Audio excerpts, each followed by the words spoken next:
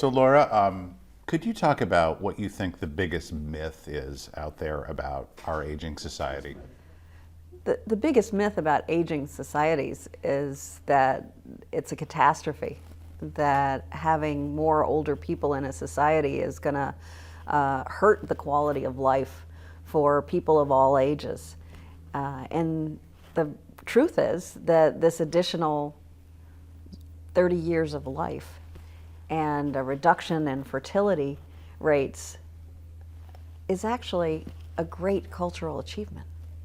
I've heard you say before that we're pretty hard on ourselves too about it. Like, we're not only is it a catastrophe, but people don't know how to age, and that maybe we should give ourselves a break because this is such a new phenomenon. Right. Could you talk a little bit about just, don't give me the whole demographic speech, but just how recent it is that people live this long? Old age as a normative stage in life is brand new. Life expectancy nearly doubled in a single century. In the 20th century, life expectancy went from 47 to 77. So part of the reason this aging society thing seems so hard is that there's a mismatch between the culture that guides us through life and the length of time that we're living. We continue to live our lives today by models that evolved around lives half as long. That is, get all your education early in life, marry, have a few kids, work like a dog, retire, and shortly thereafter die. Now that model made sense when people were living on average to 50. But when people are living on average, to soon 90s or maybe even 100, that model doesn't make any sense at all.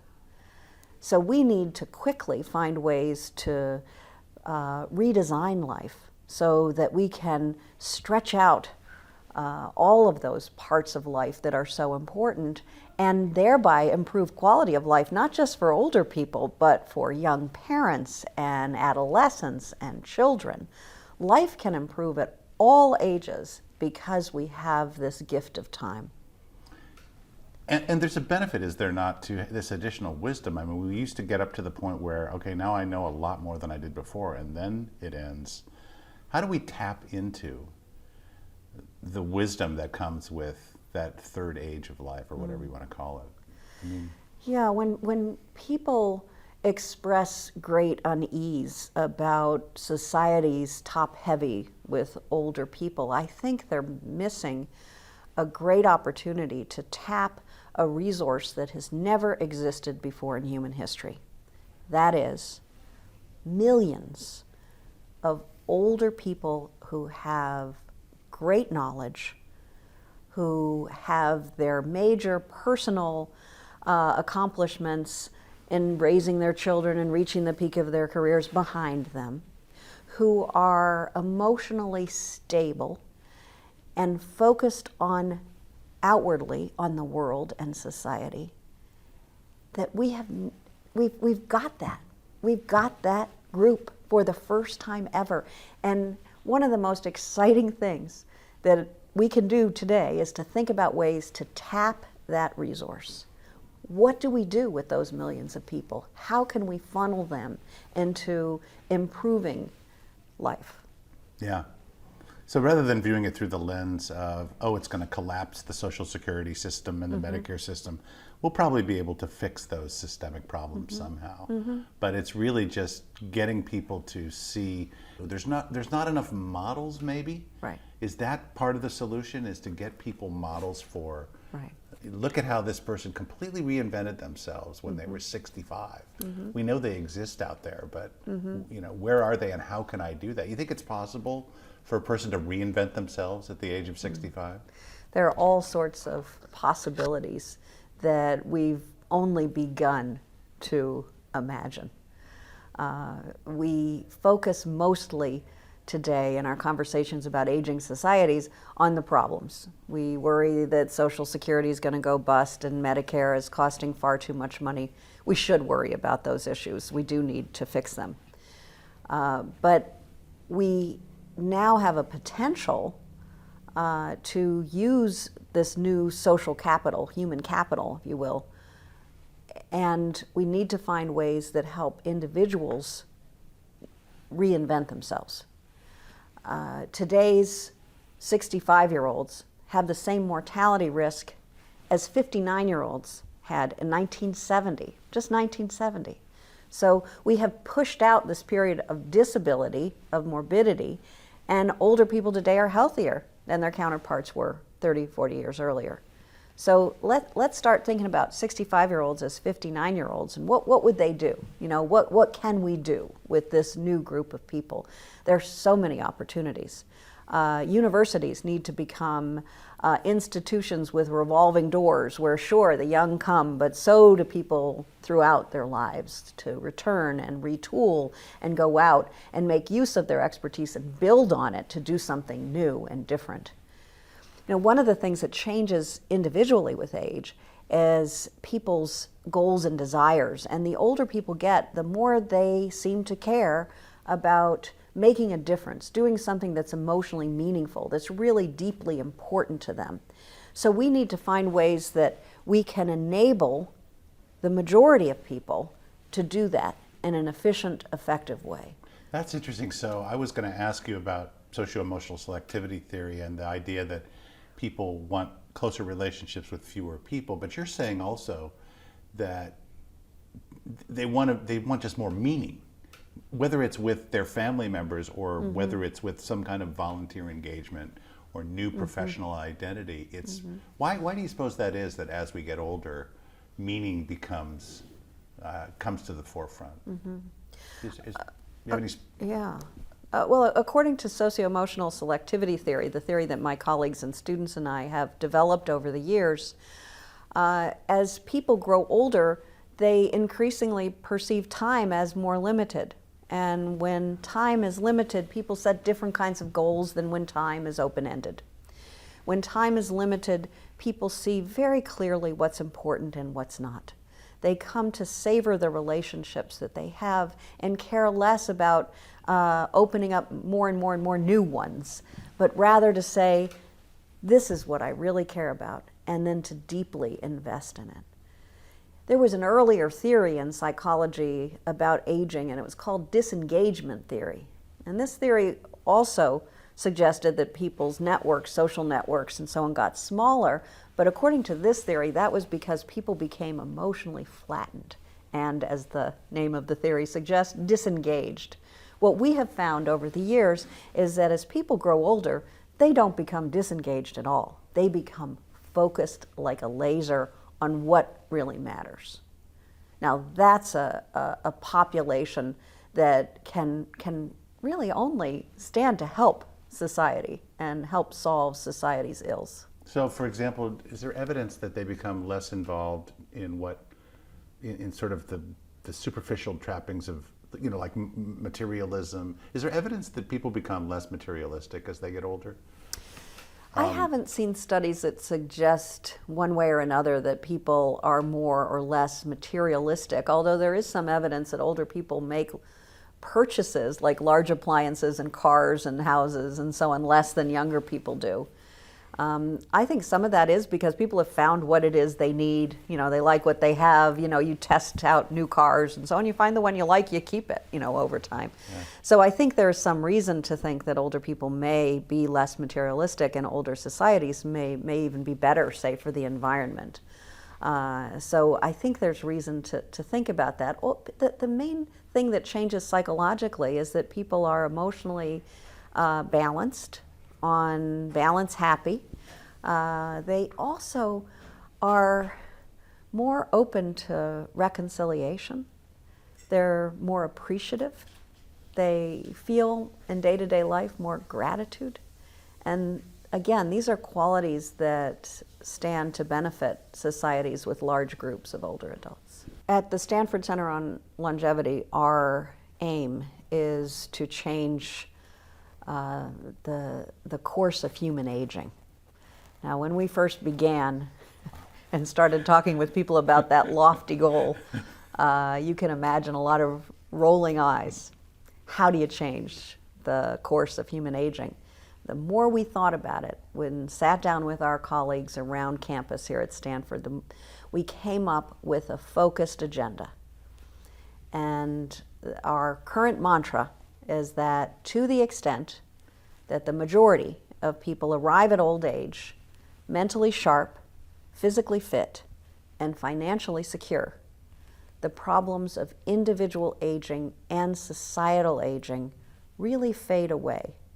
And we can shift from conversations about old age and frailty and infirmity to conversations about long life. And we believe that those are conversations that will be much more interesting and productive to have. The more we've repeated this mantra, mind, mobility, financial security, the more we've come to believe that science and technology truly can contribute dramatically to those three aspects of life. And so if we can improve cognitive functioning into very advanced ages, if we can ensure through science and technology that we can both change environments and change individual fitness, and if we can develop new ways to imagine and facilitate financial security that will extend throughout life, then we can have a whole different kind of society, a whole different aging society, and one that will ultimately be engaged and contribute to families, to communities, to workplaces, and again, ways we've really never imagined possible. So you would include mobility in with physical health, I guess. Is that you conflating Right. those two? Right. Well, what we're trying to do at the center is to solve problems and to focus on problems as opposed to, say, diseases or more generic kinds of questions about health and aging. So we're very interested in how we might apply science and technology to allow people to stay independent, essentially, to function, to move throughout their lives in ways that they choose. So it's a slightly different question than physical health status, but obviously arthritis, sarcopenia, diseases related to muscle and bone and cardiovascular health and so on are related. But what we're focusing on is functionality. So we're saying let's set aside hypertension, let's set aside diabetes, obesity, problems that could affect people's functional capacity, and say, what do we do for the individual, and if not for the individual, for environments that will allow people to continue to move? And so it's a slightly different problem. It's a problem about movement as opposed to overall health. You're presupposing then that you're not really addressing solving the obesity problem as an example, as much as saying, if so, then what? Right. We'd like to do a little bit of both of that. Certainly we'd like to do research that will help people stay fit and functional. But what distinguishes our agenda, I think, from many in the health domain is that we're also ready to accept that there are frailties, vulnerabilities that people will develop as they get older. How can we develop devices? How can we change environments so that those vulnerabilities just don't matter? I think of it as eyeglasses. You know, I would be disabled today. I would not be able to do the job that I do as a professor at Stanford if I could only see as well as my eyes naturally would let me see. But I don't think about myself as being disabled in the visual domain at all, because I just pop on these glasses in the morning and I see fine. Well, let's think about that when we start to think about the design of airports and staircases and homes. How can we modify the physical environment so that the problems people may have are no longer problems? I recently heard about some new hearing devices, for example, where they're using Bluetooth technology to directly link people's hearing to the source of the sound. And in some places now in New York City, in subway stations, you can step onto a mat that is Bluetooth enabled, and the person you're talking to in the booth is able to speak in a way that goes through that device you're standing on and is directly transmitted to your hearing aid, and you see perfectly clearly. Wow. Hearing loops are being put into auditoriums around the country so that people will be able to hear much better when they go out to a symphony or to a play. That's the kind of technology that isn't solving the problem. It doesn't mean people no longer have a hearing problem, but it's not a hearing problem. I should say they may have hearing loss, but it doesn't create the problem. Yeah. And we see great potential for technology in those areas. So sort of aiding human adaptation. I mean, it's really... You know, humans, none of us would be alive today if we had to fend for ourselves without technology. If we suddenly took the U.S. population and of any age and said you're on your own, we would fail horribly. What makes humans so able to survive is our ability to adapt and to develop cultures that support us and support the kinds of vulnerabilities we have. Again, this is true for all ages. You know, no baby, no infant would survive without the kind of culture that that infant is born into. Again, the current culture we're living in is a culture that was built around lives half as long. We haven't extended those cultural supports to 50 and older, and we need to do that with great haste. Mm-hmm. And again, if we do, the rewards are going to be immeasurable. I would imagine, too, there's a lot of financial incentives to do this, to do these, come up with these technological innovations that facilitate aging. The financial incentives to address these issues and change environments so that older people can engage in them effectively, the financial incentives are profound.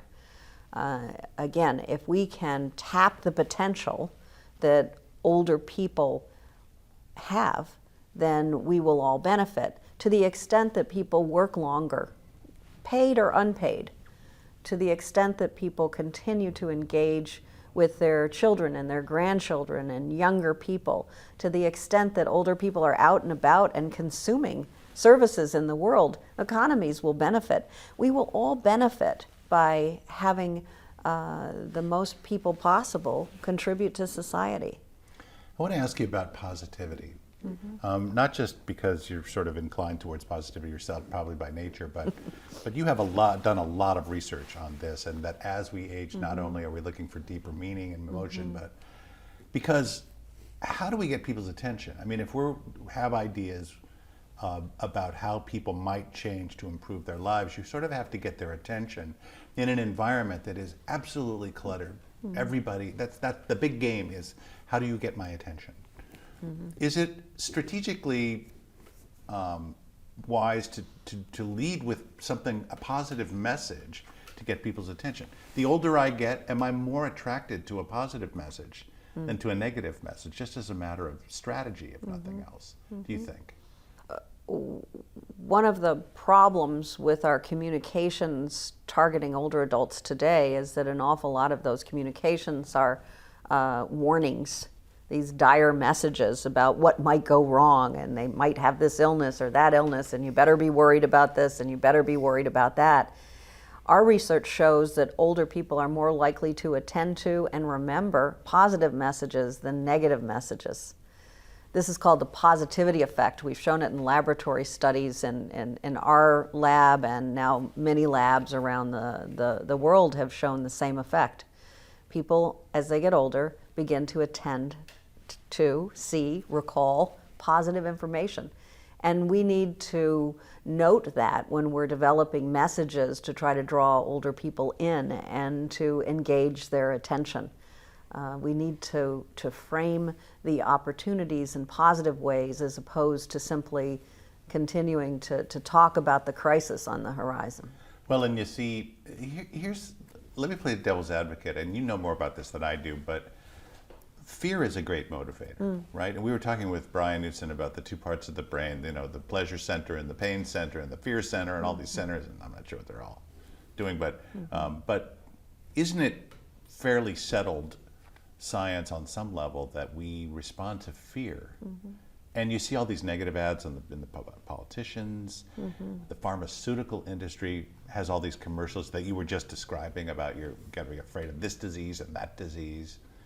Where does positivity come in? Why don't we see more ads? You know, if there's a financial incentive to lead with positivity, because older people, these ads are all targeted at older people and all their ailments, but yet they're scaring them and inducing them to act based on fear. And I'm not trying to be argumentative about it. I just wonder what your take is on the balance between those two. The traditional wisdom about communication that organizations use to try to capture people's attention, the traditional view is that you scare people.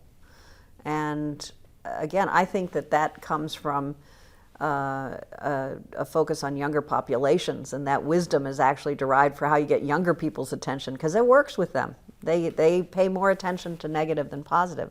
Seems not to work with older adults. Older adults, when they lose, feel just as bad as younger adults, but they don't go there before it happens. And we have some research showing neural activation is different when older people are anticipating they might lose something versus they might gain something. And we see real differences by age. And people are equally excited about gain. But older people are less bothered by loss. Less bothered by loss. Yeah.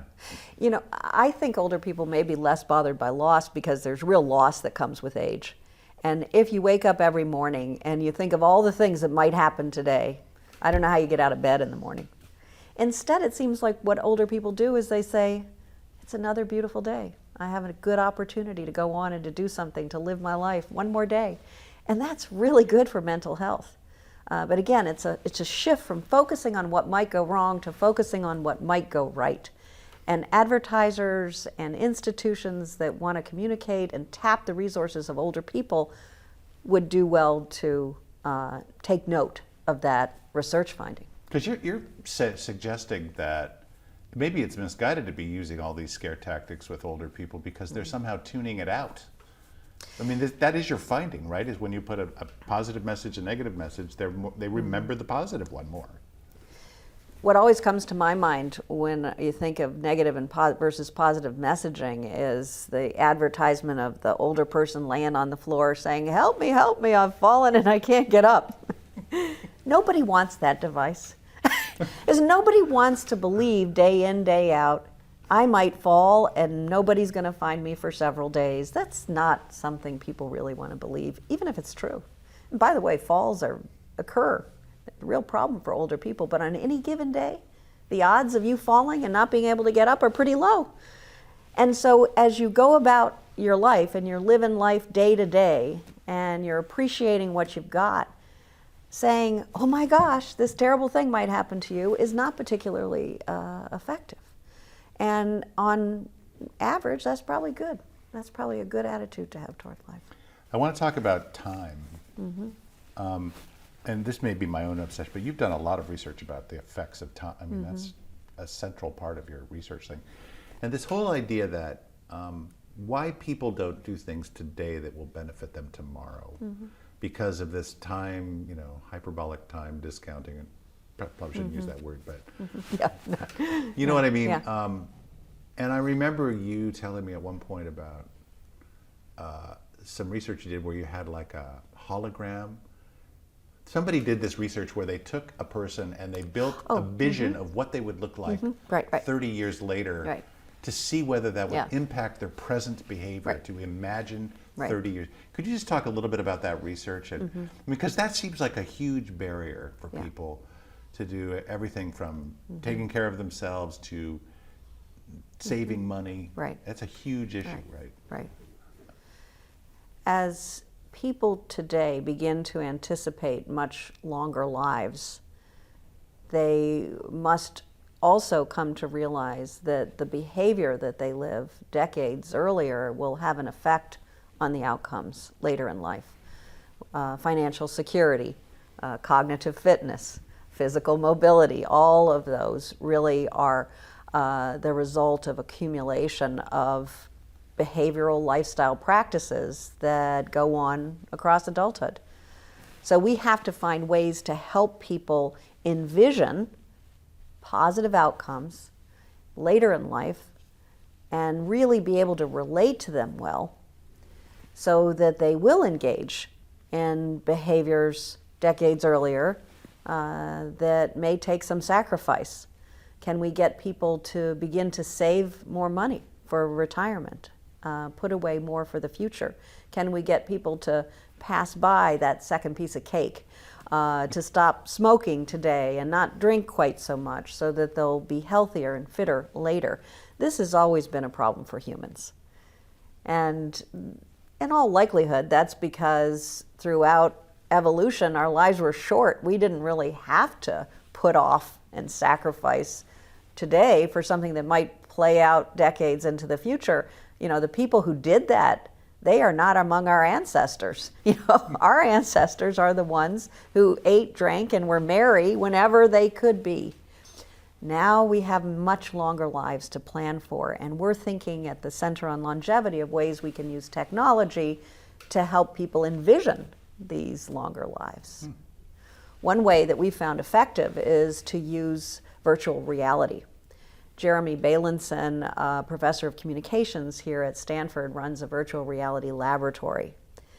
And several years ago, Hal Hirschfield and Jeremy Bailenson and Bill Sharp, a professor of business and economist, and I worked together on a project where we used virtual reality to try to help younger people relate to themselves as old people. And we were interested in whether, if they did, they would save more money. So we brought them into the laboratory, into this virtual reality laboratory. We take a photograph of these young people, and we create a digital avatar for each participant in the study.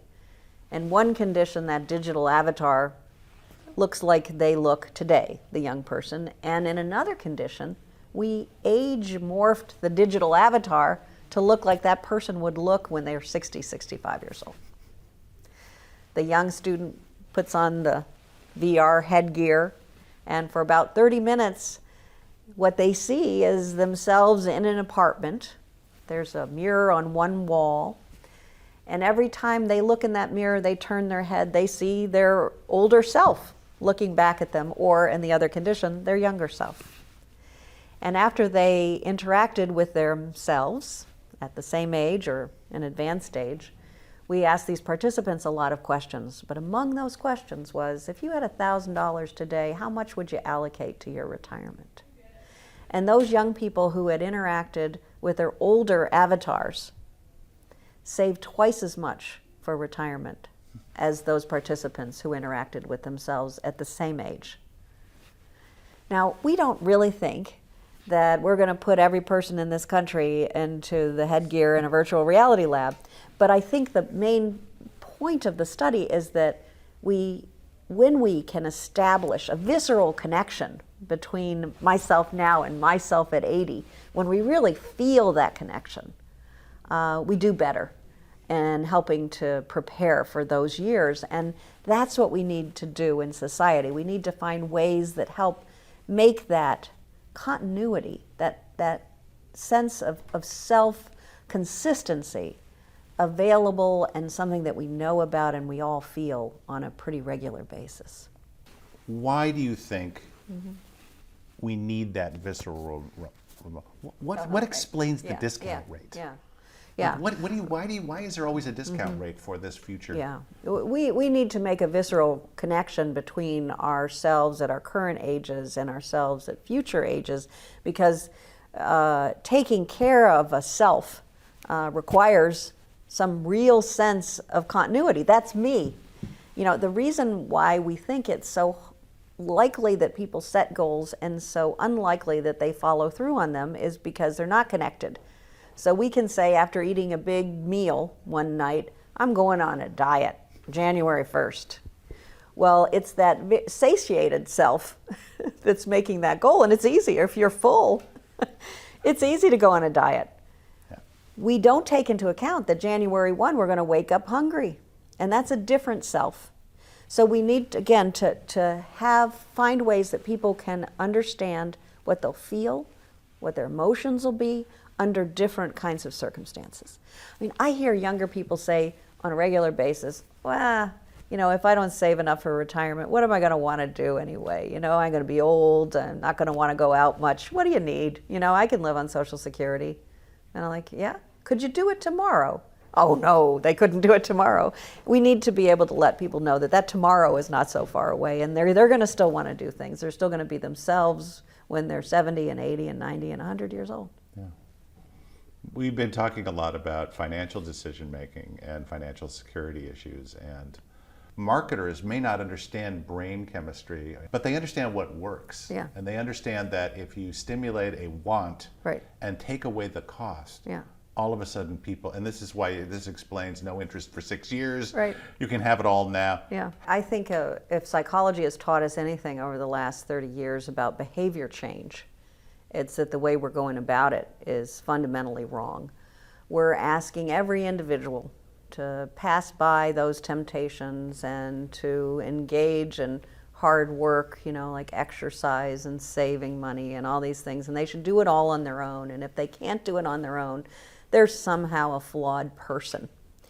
And what we've learned is that when you focus on the individual and you tell the individual in a very tempting environment, don't fall for it, that they fail. They might be able to survive a week or a day. I feel like I'm talking about diets now, right? You can make it for a little while. You can pass by a temptation. But we're talking about lives that are lasting decades, and we know that it's just too much to ask of individuals to repeatedly pass by something that looks good. So the answer, I believe, is not self-help at an individual level. It's modifying our environments so that the right choices are the easy choices to make. Knowledge alone is not a good taskmaster. That's what we've learned. And so we need to help people design their environments, and for communities to design their environments, and schools and universities design the environments so that the easiest thing a person can do is the healthy thing to do. I was that's exactly, I think you just articulated it. Design it so that it's easy, so that you're not constant, because every study says you make too many decisions, your ability erodes. Right. Your willpower, everyone's willpower erodes. Right. Even the most disciplined person you'd perceive in the world, Right. the reason they're disciplined is they're better at structuring Right. their environment to avoid the temptation to begin with. That's right. This is why it's so much easier to get people to save money, actually, than diet. And it's because you can set up an opt-out program through your employer or whatever. You can have a retirement program where all it takes is for you to one time sit down, fill out some paperwork, and say, take this out of my paycheck before I ever see it. And you do it once and it's done. Yeah. The contrast to dieting is stark, because every time I'm hungry, I have to sit down and make those decisions again. Yeah. And we just can't ask of people that they do the right thing in the face of alternative temptations over and over and over again, day in, day out. Well, what we know, at least, is it doesn't work for the vast majority of people. This is a huge insight to me, because when Daniel Kahneman said that, and you've said that, and people whose opinion I really respect are all sort of saying this, I'm like, well, what have I been wasting my time doing the last 30 years? Trying to say, if you just knew enough, right, you could navigate it. Yeah. But we're still saying it requires knowledge. It requires knowledge of the fact that you will fail if you don't change the environment. Knowledge is a good thing. Knowledge is important, but knowledge in itself doesn't change behavior. Yeah. We have to start teaching people how to create sort of new structures that allow them to make easy choices that are good for them. Right. Yeah, I think of the example of school lunches.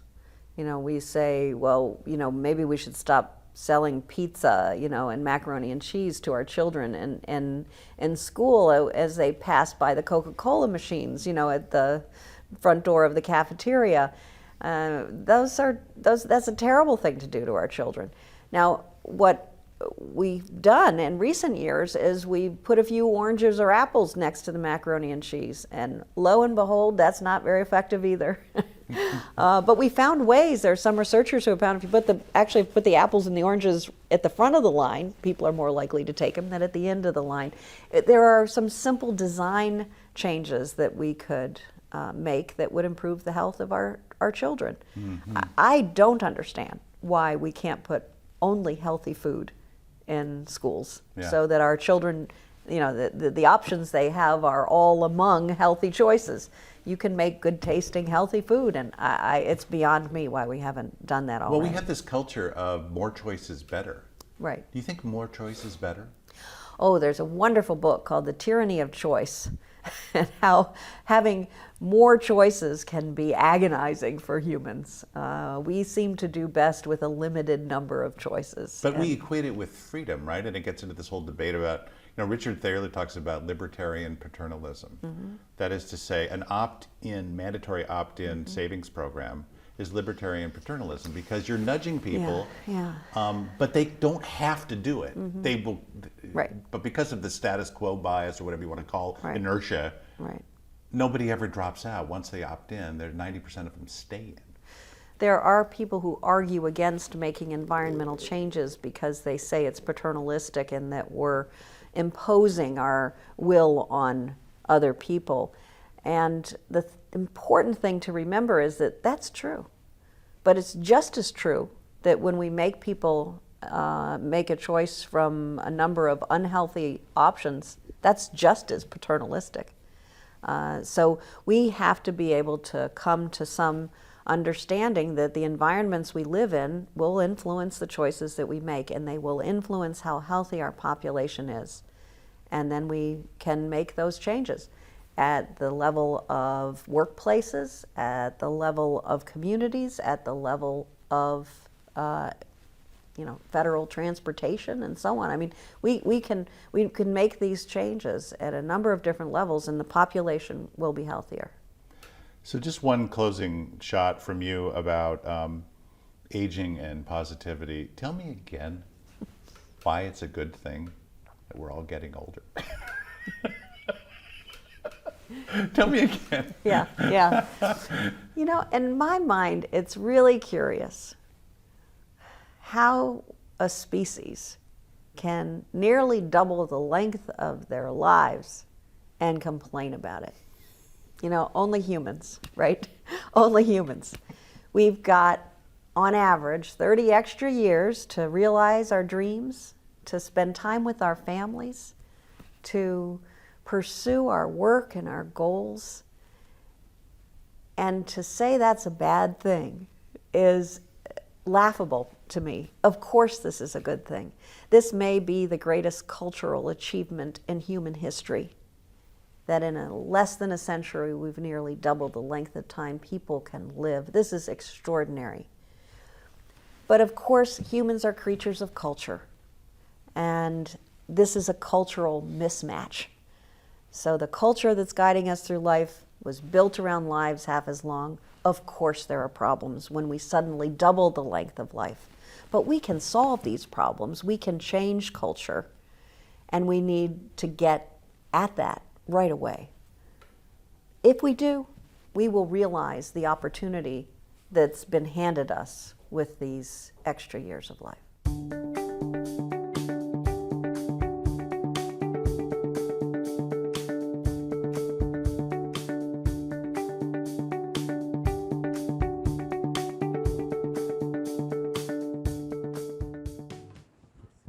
Can you hear me? I think this was an excellent interview, and Laura Carstensen is a very fine person.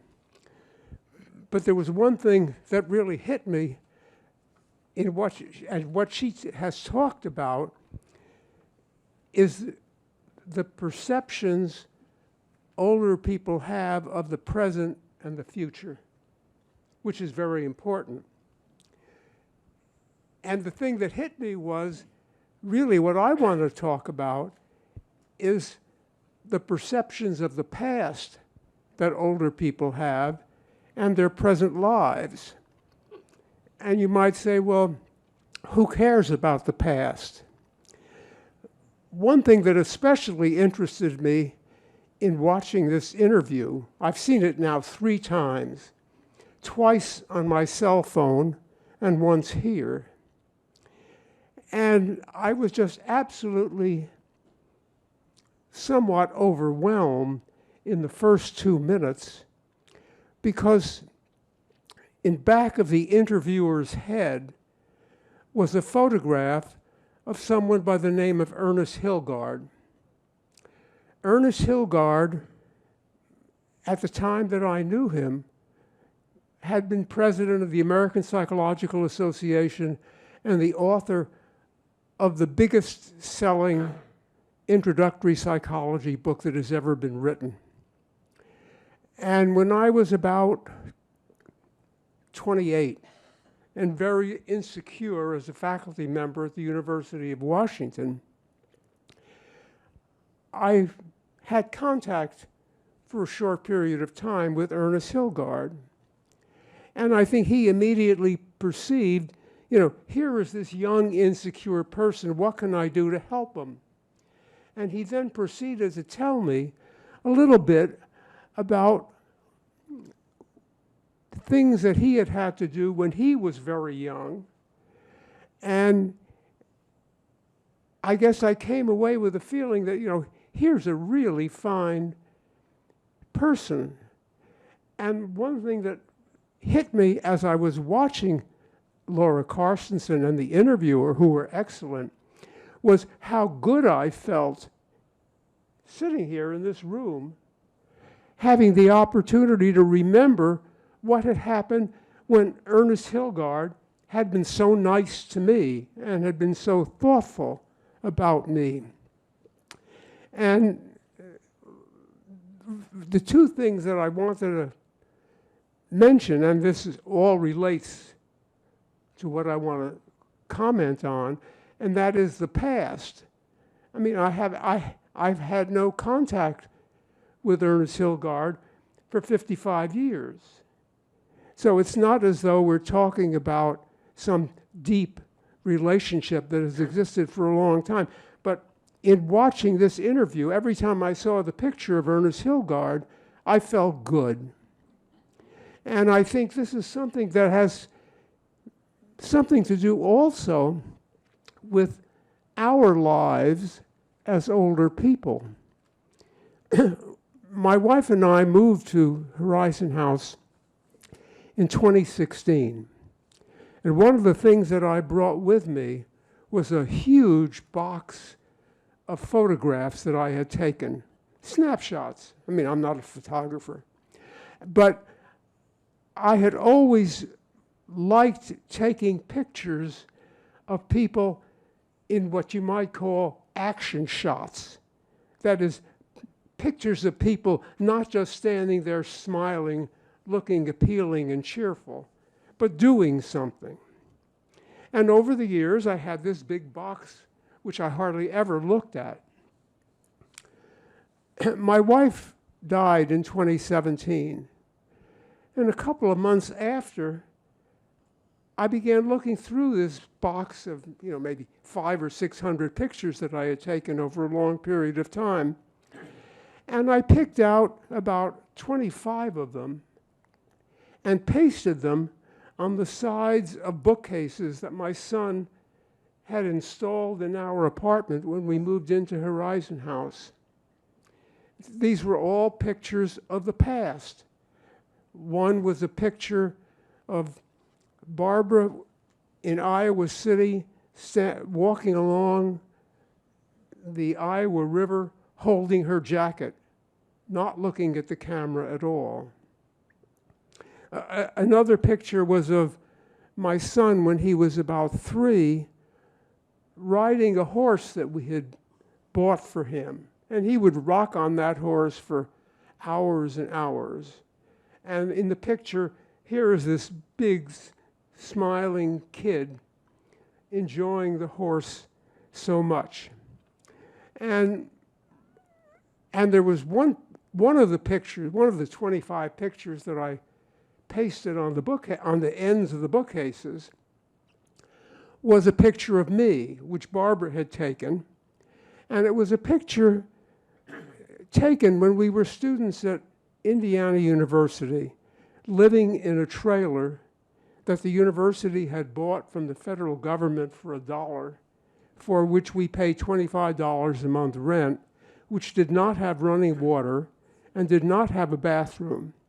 And the picture of me was standing outside in a big jacket, warm jacket, holding a clothespin, putting the clothespin on some clothes on a line after we had done the wash. And somehow that kind of hits me as a little bit like Ernest Hilgard, except I get to see those pictures every day, and I look at them every day.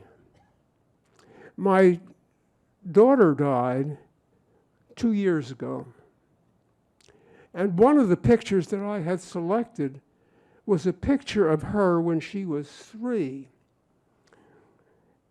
using her finger to clean out a bowl in which Barbara had made a cake. And she was paying absolutely no attention to me. I just thought it was such a wonderful opportunity that I took that picture. I guess the point that I'm making, which I think was somewhat neglected by Laura Carstensen, was memories of the past and reworking the past can be a very positive thing.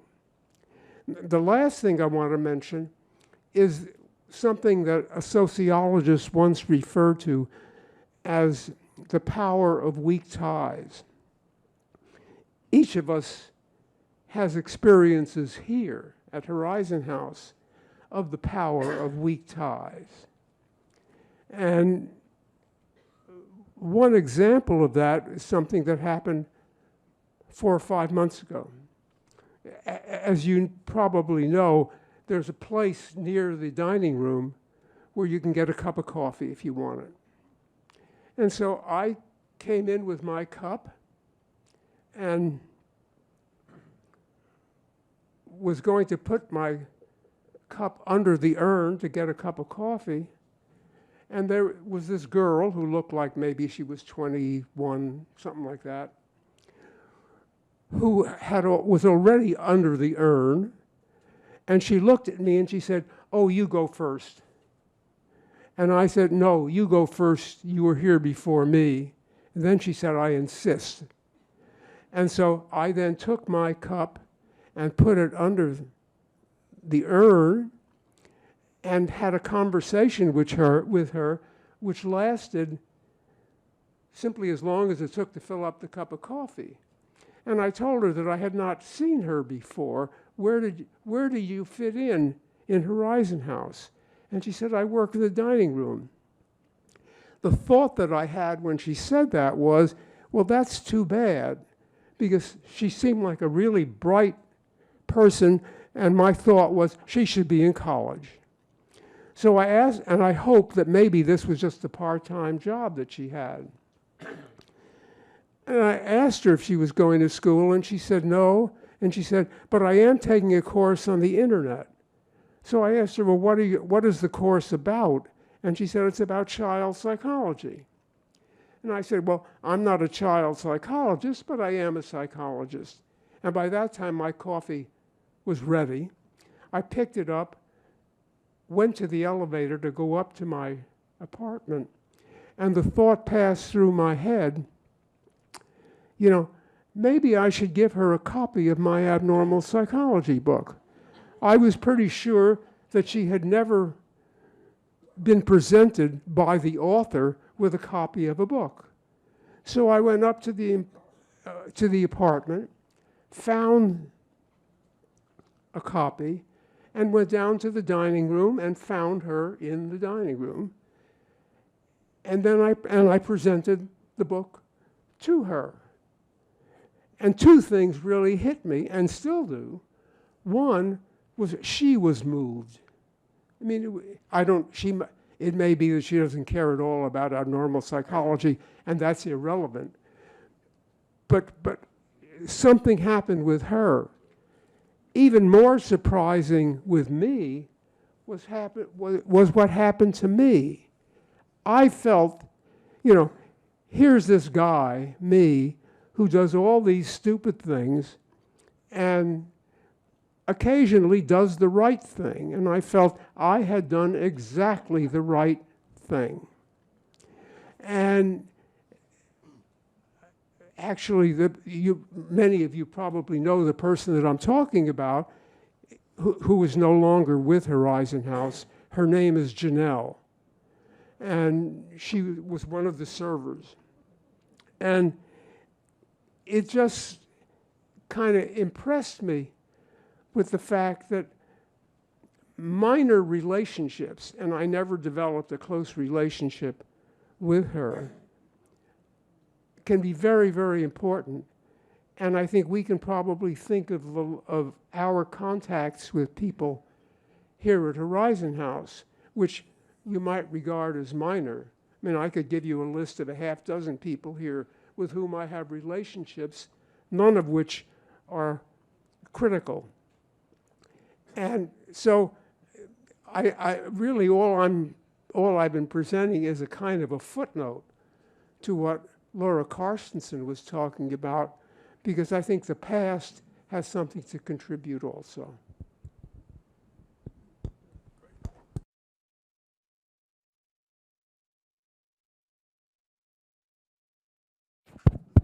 Okay, I really want to leave some time, so I'm going to be quick. I think what Carstensen was calling for was a shift in focus. Think about the future and not just the present. Think about the number of years ahead of you. A shift in focus that we as individuals need to make and society needs to make. I'm just going to say a little bit about that. I am already the beneficiary of the fact that somebody thought ahead on my behalf. I would not be able to afford to be here except the university had a matching plan. And they set up incentives so that if I put in 5% of my salary, they put in 5% of my salary on top. And when I turned 50, they made it 10%. That accumulation, I didn't understand future discounting. I just knew I was a beneficiary of money I never saw, and it's made all the difference. So that kind of future thinking is hugely important, and incentives can be put into place. I thought as well of a change of focus when she thought about the glasses and how, you don't think of yourself as blind, even if you can't see without the glasses. You just put them on. And there's so many devices like that, not just hearing aids. There's a wonderful, I have several things I was going to say that will be about future talks. There's a wonderful philosopher named Andrew Clark, who's essentially saying humans are tool makers. That's what distinguishes us. We should not reject our tools. This is a tool. We don't think of it as something that disables us to have. Similarly, he says the distinction between the body and outside the body is an unimportant distinction. We are us and our tools together. He says, for example, think of this as part of you, not something you're upset about having to depend upon. Cherish it. Make it something that everybody can have the advantage of. And similarly with every tool, think of yourself not as somebody who ends where the body ends, but as somebody who lives in a culture where the tools can become part of us, not something we reject or worry about. I guess the only other comment I'd make very quickly is there's a really interesting man named Edward Tufte who's written a lot of things on the visual display of quantitative information. There are many principles in what he says. One of the most important is compared to what? Every scientific question is a comparison question. Every time you ask somebody, how are you? Their answer is, as compared to when I was 20, as compared to yesterday, whatever. And the comparison needs to be kept in mind. A friend of mine, a couple friends of mine at Northwestern University, took that principle in the area of happiness, and they developed a theory called hedonic relativism, that we are happy with respect to what we expect to be instead. So we're happy compared to the people we might compare ourselves to, our peers, compared to where we thought we'd be at this point in life, compared to a future we imagine for ourselves. And the relativism is always embedded in the decision about our happiness. I just want to close with one peculiar thing. This is the front page of the New York Times Magazine, and it's about these colleagues of mine, Don Campbell and Philip Brickman, and it's called Happiness Won't Save You. It's about the other side of happiness. Phil, about whom this very long article was written, one of the authors of this article on happiness committed suicide. He committed suicide because his aspirations were such that they could never be achieved. He had in his mind a model of success that was unachievable. His colleague and my best friend at Northwestern, Don Campbell, a wonderful social psychologist,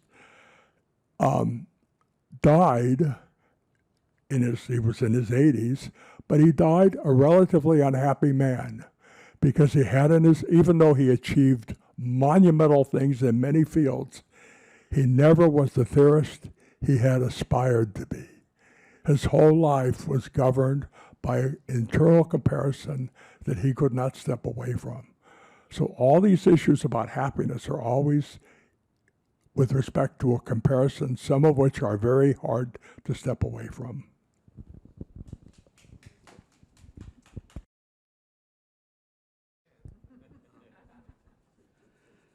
In watching the film, I was impressed by the fact that significant change occurs and we respond to that in our later years. And the question occurred to me, what happens to prepare us for those changes? Are we all going through the same kind of process, or is there a selective process that occurs over the years, that those people who arrive at their 80s and 90s are somehow different than the 20-year-olds that Carstensen was talking about? There was a Harvard study of adult development, we've talked about it in an earlier session, that followed 724 boys from disadvantaged families, Harvard undergraduates, and the spouses of both groups, together with 1,300 of their descendants. And that study took place over about 75 years. It was a long period of time. What they found was that good relationships keep us healthier and happier. Having social connections is better for our health and well-being. The quality of those relationships is more important than the number, and good relationships are not only good for our bodies, but also our brains, which suggests that there is, among some people, a preparatory in kind of experience that enables you to, adapt to and adjust to and respond to the challenges of older age with much more and much better equipment. So is it our longevity that contributes to our quality of life, or is it the quality of life that we conduct and develop over the years that enables us to contribute to the years of our longevity? Between 2016 and 2018, in collaboration with the UW School of Health, Horizon House conducted a study of resident engagement and vitality, and some of us here may have even participated in that. Horizon House residents scored very highly on measures of engagement and vitality, which correlated highly with their sense of satisfaction with life. And that was regardless of age, gender, length of stay, or apartment location. And resident vitality, in their own words, was attributed to their fellow residents, the varied activities they engaged in, feelings of safety, security, and support, an enhanced sense of purpose, and opportunities to serve others. And perhaps that Horizon House study helps to answer the question of whether or not there is some preparation along the way. What contributes to our vitality and satisfaction? Many of us arrived here with a sense of we want to engage with others. We want to engage in stimulating and varied activities. And we want to we bring an enhanced sense of purposefulness. And therefore we seek opportunities to serve others. This suggests that the qualities and preferences we develop over the years and value, and then are the ones that we seek as we arrive at our golden years. Jack, why don't we do an eye Yeah. contact? Yeah. Oh, you got the mic, great. I'd love to hear comments that people have to make. I grew up in the Midwest, and retirement back there was moving to Florida, playing golf, playing shuffleboard, and playing bingo. Thank God I moved west. And thank God I found Horizon House, because I think our culture is so unique that we're known now nationwide for the kind of culture and life that we've developed here. So I'm ready to live till 90 or 100. All the guys before me died before 70. So I'm plowing new territory, and it's great to be here. The residents' council may kill you.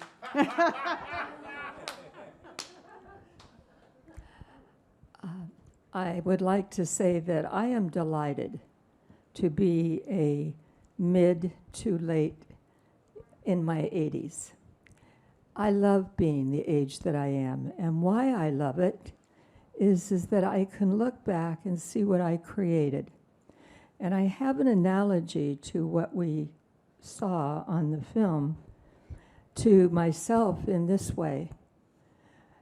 I was married for 21 years, and when I asked for a divorce, I was very clear on what I wanted and what I didn't want in any other relationship, and it worked.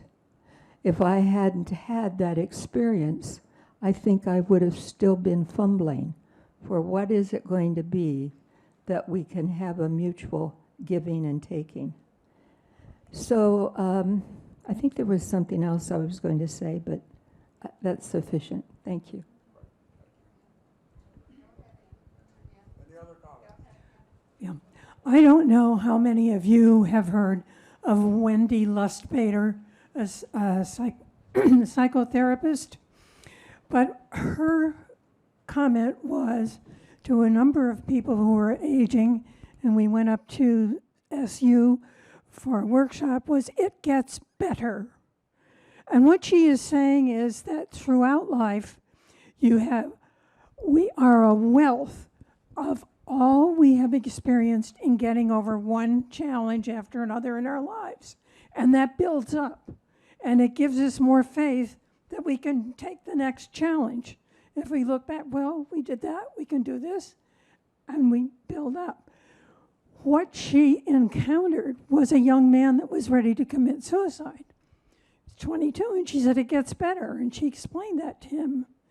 And he said, oh. And he could take his life in more perspective. But that's what she was telling seniors. And I'll never forget it. It gets better.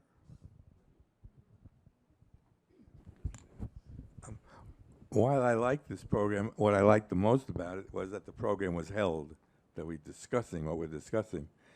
What was really disappointing was she did not make clear what we're hearing ourselves saying here. We are where she would like us, the world, to be. And her burden and her activity is around how do we bring that about? And we're responding to it as, no, we're already here. We're relatively wealthy. We're relatively healthy, not all of us.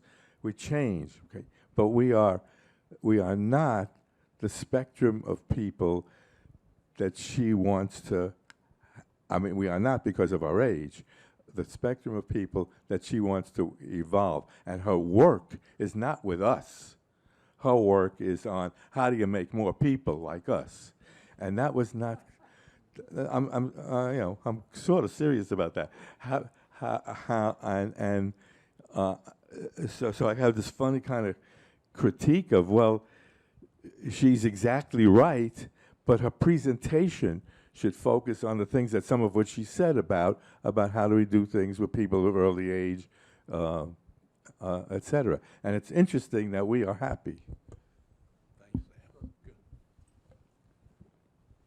I was struck by the 3 pillars that she mentioned in terms of how we get to be the way we are, and financial security is a big piece of it. And there's no cross-cultural work that's been done that could somehow give us a context for where other cultures have reached longevity that we aspire to and are feeling successful, and what might be different about the way they got there, and how we keep telling ourselves we need to behave in order to be there. And of course, I'm very concerned, as I'm sure we all are, about the socioeconomic barriers there are to the vast majority of people who live in this country and elsewhere, for whom these aspirations are just not only not realistic, but are infuriating.